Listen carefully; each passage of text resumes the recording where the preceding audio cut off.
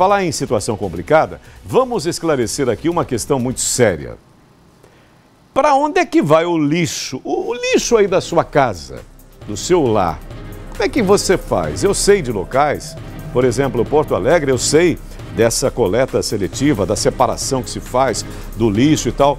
Tem dado muito certo. A gente faz isso aqui? O lixo todo que nós produzimos no nosso dia a dia vai para onde? Ele é recolhido na porta das nossas casas por aqueles valorosos senhores, uns rapazes maravilhosos. Ele é recolhido, tudo bem. A gente se esquece desse incômodo, tanto para olhos quanto para as narinas, e achamos que o problema pronto, está resolvido. Ué, mas o lixo sumiu, mas cadê o lixo? Aí é que está. É importante parar para pensar e questionar, para onde é que foi o lixo? Onde é que colocaram esse lixo que todos nós produzimos? Para entendermos mais a respeito desse problemão que atinge todos nós, vamos receber aqui duas autoridades na área. A doutora Robéria Silva, ela é advogada, ela é especialista em meio ambiente. Aliás, eu estava assistindo agora há pouco umas entrevistas muito elucidativas da doutora Robéria, ela explicando toda a situação, e também outra autoridade que é o Marçal Fortes Cavalcante. Marçal é presidente nacional da ANAMA, Associação Nacional de Municípios e Meio Ambiente, e também um especialista nessa área. Doutora Robéria, seja bem-vinda, boa tarde. Boa tarde. Marçal, muito bem-vindo também, boa tarde. Boa tarde a todos, boa tarde, doutora Robéria, boa tarde, Sérgio, estamos à disposição. E já vamos definindo exatamente o que sejam o aterro sanitário, o lixão. Existe outra modalidade além dessas duas, gente? Olha, para que você entenda, que está nos ouvindo, o aterro sanitário é uma vala que se abre, coloca uma manta de impermeabilização PID, que não deixa passar o chorume, que é o líquido que cai para a natureza, para que não vá para o lençol freático. Há ações de mitigação, de separação deste lixo antes de ir para esta vala. Nesses aterros tem a possibilidade de se fazer a questão do biogás, porque o maior problema do que nós estamos vivendo com os lixões é a emissão do gás metano, que afeta toda a questão da camada de ozônio e do que nós estamos passando nas causas do efeito climático. Esse é o que teria que ser feito num aterro sanitário. E por que, historicamente, doutora Robéria, Marçal, nós observamos, gente, volta e meia esses problemas? São essas denúncias, tanto no nosso estado como em todos, sem exceção, em todos os estados brasileiros, nós vemos esse problema. E as populações sofrendo demais com isso, e aí as pessoas vão à luta e denunciam, e se trava uma luta muito grande dentro da própria justiça, envolvendo os ministérios públicos estaduais, federais. Por que historicamente não se resolve isso, doutora? Observe, como foi dito pelo colega aqui, iniciado por você, a diferença entre lixão e aterro sanitário. Que, para quem não entende, seria aparentemente a mesma coisa, mas não é, né? O lixão, ele é um depósito, sem qualquer tipo de tratamento dos gases, dos líquidos, do odor. É um depósito onde qualquer tipo de lixo, resíduo, né, tecnicamente falando, a palavra correta é resíduo, é lançado. Sem triagem, sem separação, sem proteção do solo, do corpo hídrico. E esses chamados lixões, né, onde se depositam esses resíduos que a gente conhece como lixo, eles não podem mais ser depositados de qualquer forma, né? A gente tem a Política Nacional do Meio Ambiente, que já faz muitos e muitos anos, mais de 20 anos, e a gente entende a necessidade de se acabar com esses lixões. Mas a gente também não pode deixar de considerar que existem aterros que, na verdade, eles estão fantasiados de aterros e, na verdade, se eles não têm um sistema, né, um sistema correto para a questão do gás metano, como foi dito pelo colega, dos líquidos e do próprio odor, ele na realidade não é um aterro, seria de fato aqueles antigos lixões. É como a gente está observando ali, doutora Robélia, ó, enquanto você falava, se manifestava, e o Marçal também, olha aí, ó, essas imagens aéreas, vocês podem, inclusive, comentar a respeito, discorrer a respeito, narrar, porque aparentemente pode ser, assim, um aterro de boa qualidade, digamos, que não vai trazer problema nenhum, não há vetores que possam contribuir para a saúde pública. Ali, ó, nós temos todos esses problemas. Aqui, principalmente no nosso estado de Sergipe, nós temos irregularidades, como a que eu assisti e reassisti agora há pouco, em Itaporanga da Ajuda, gente, Marçal e doutora Robélia. Olha, nós temos aqui a situação de Sergipe e com relação à ADEMA, não é um caso isolado, é um caso de polícia, efetivamente. O licenciamento dito que foi liberado pelo órgão licenciador é eivados de erros, não se tem o estudo de impacto ambiental, não tem o IARIMA, não teve audiência pública.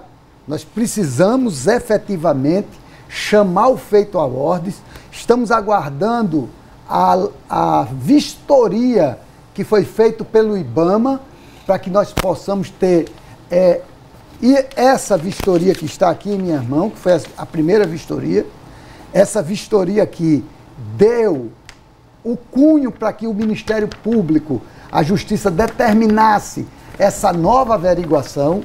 Nós temos aqui um especialista, a doutora Robélia, que tem uma condição de nos dar uma explicação técnica e jurídica do que foi feito e do que está sendo feito com relação a esses licenciamentos. E me parece até, a doutora Robélia, por gentileza, nos esclareça a respeito dessa questão jurídica. Me parece que em Itabaiana, inclusive, há uma situação gravíssima no que se refere a esse fato concreto. E a colocação do Marçal, ela é muito séria nesse sentido. Significa que estão completamente errados e abusando, inclusive, no que se refere à justiça.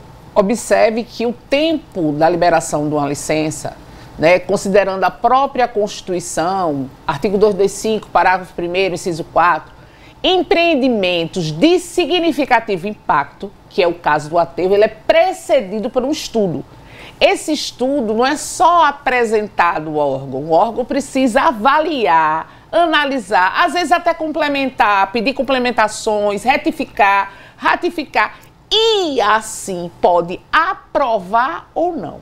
Se houve afastamento dos servidores, né, e aí foi dito pelo gestor, se houve afastamento dos servidores que aprovaram e liberaram a licença, conclui-se que essa aprovação e essa liberação por si só já está viciada, o que requer uma nova avaliação. E não há problema se fazer uma nova avaliação. O órgão, ele pode suspender e cancelar a licença. Suspende a qualquer tempo, de forma motivada, porque é um ato administrativo, precisa ser justificado.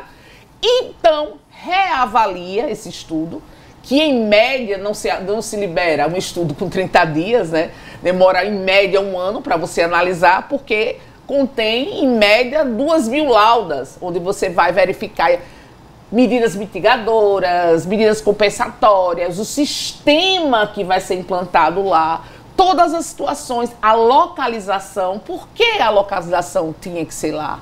Porque as outras alternativas locacionais elas foram dispensadas? Porque não houve audiência pública, já que a própria Constituição fala em dar publicidade a esse estudo. Que o Marçal também citou também, né, com relação à divulgação, né, a comunicação dessa licitação. Agora, doutora, você expõe, você detalha, apesar da limitação do tempo, todo esse esquema, né, esse processo jurídico, que é uma coisa delicada, uma coisa muito séria, tem todas as suas nuances, tem todos os seus detalhes. Eu pergunto para vocês dois, e isso acontece? Em não acontecendo, por que não acontece? Por que não são cumpridos esses rituais jurídicos? Olha, E alguém se responsabiliza também? Essa responsabilização, na verdade, ela vai para todos os entes.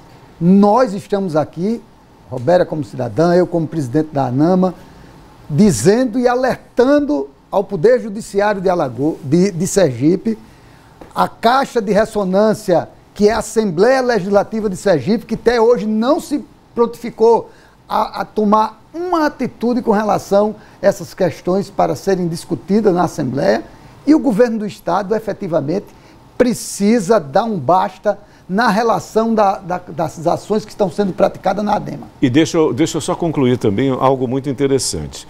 Com relação à Itaporanga da Ajuda, doutora, a liberação, ela atingiu um espaço de tempo de 24 a 48 horas. Isso é normal? Essa rapidez, toda essa celeridade, ela é habitual em todos esses processos relacionados aos lixões e tudo mais, aos aterros? De forma de nenhuma. 24 a 48 horas. Uma licença simplificada, que é uma licença simples, vamos imaginar uma licença por uma panificação, quando cabe esse licenciamento, não sai nesse tempo.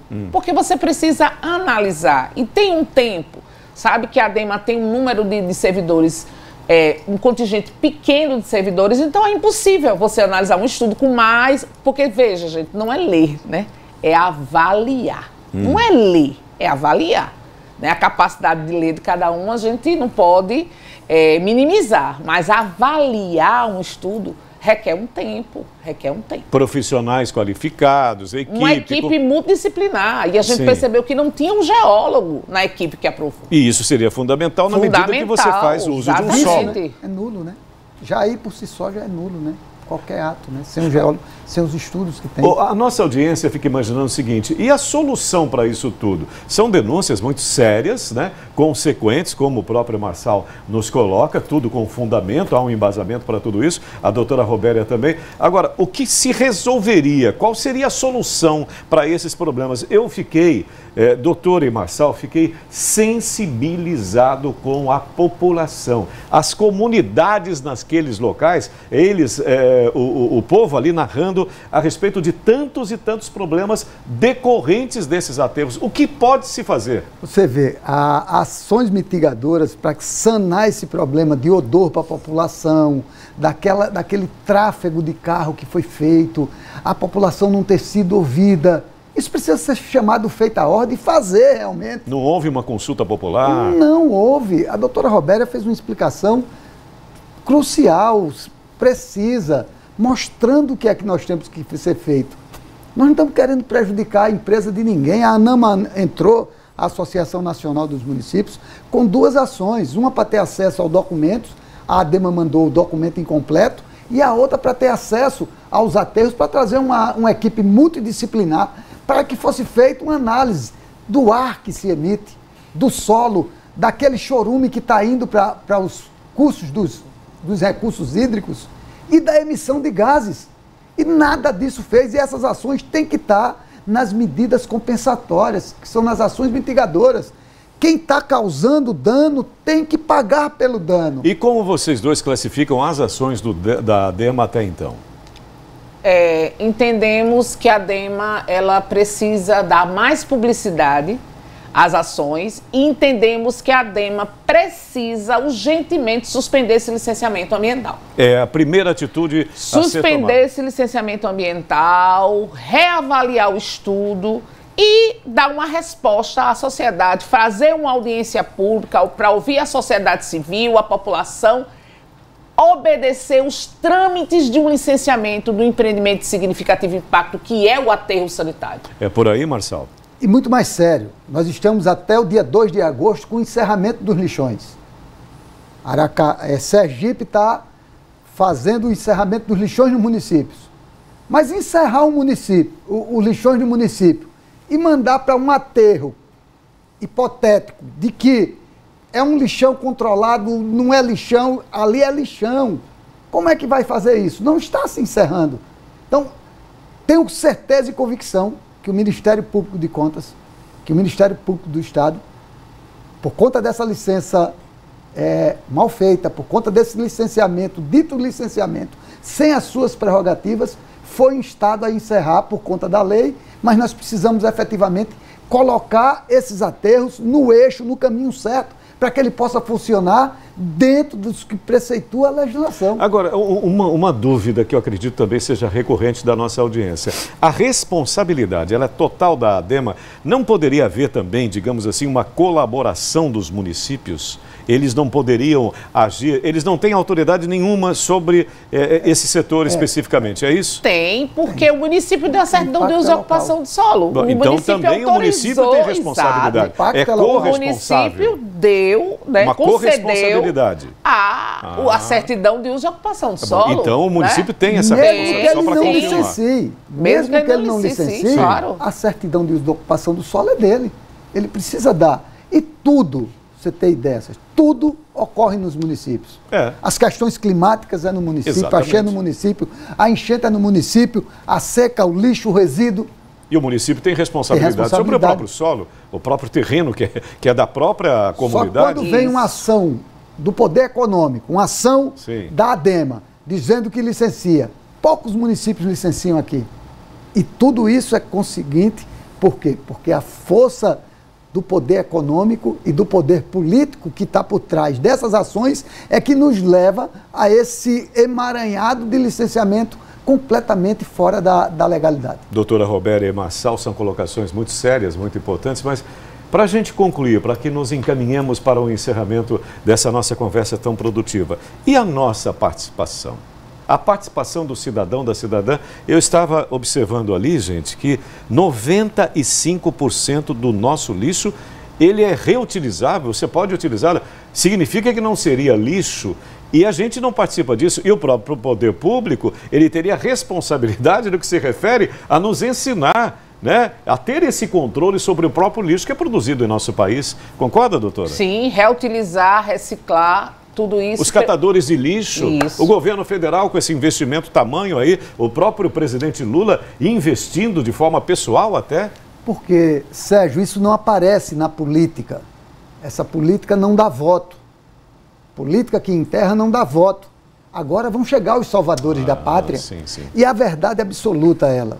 Os recicladores, os agentes ambientais do bem, que são os catadores, precisa ter uma política séria. Mas o governo do estado, os municípios, precisam aplicar efetivamente a educação ambiental nas suas escolas, para poder falar nisso, para ensinar o seu filho, ao nosso filho, aos nossos netos.